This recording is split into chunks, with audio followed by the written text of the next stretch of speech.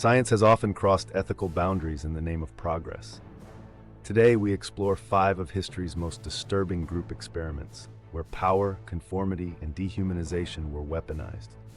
These studies reveal how easily authority can manipulate human behavior, leaving scars that last generations. The question we must ask, how far is too far?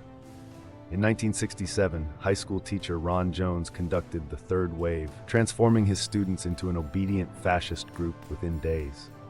Through rigid discipline and propaganda, he demonstrated how easily ordinary people adopt extremist ideologies. The experiment ended abruptly when Jones revealed the parallels to Nazi Germany, leaving students traumatized. In 1939, researcher Wendell Johnson subjected orphan children to psychological abuse to induce stuttering, calling it the monster study. Half were berated for minor speech flaws, causing lifelong trauma. This cruel experiment exposed the irreversible damage of bullying under the guise of science and the absence of accountability for the powerless. During apartheid, South Africa's military conducted the Aversion project, using electroshock and chemical injections to cure LGBTQ+ soldiers. Victims were assaulted until they associated their identities with pain. This state-sanctioned torture shows how science can be perverted to enforce conformity, leaving survivors with permanent physical and psychological wounds. In 1971, Philip Zimbardo's Stanford Prison Experiment assigned college students as guards or prisoners in a simulated jail. Within days, guards became sadistic, and prisoners broke down. The study was halted early, proving how quickly roles dictate cruelty. Yet, its legacy is tainted by allegations of researcher coercion, blurring the line between observer and perpetrator.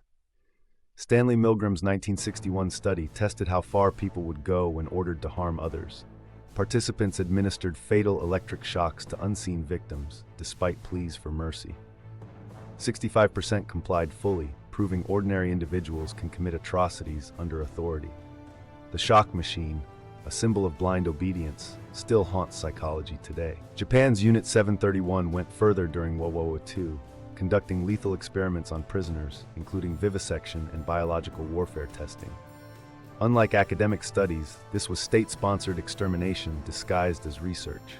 The victims' voices were erased, revealing the darkest potential of unchecked scientific power.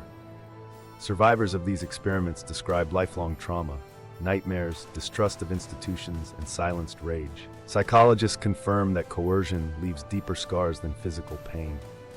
Their stories force us to confront the human cost of progress and the hypocrisy of those who claimed it was for the greater good. These experiments led to strict research rules, informed consent, ethics boards, and the right to withdraw.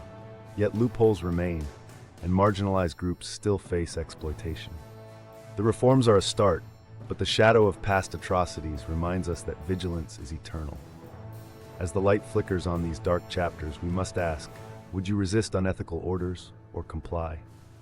These experiments prove that morality is fragile and that science without conscience is just another weapon. The choice, now as then, is ours.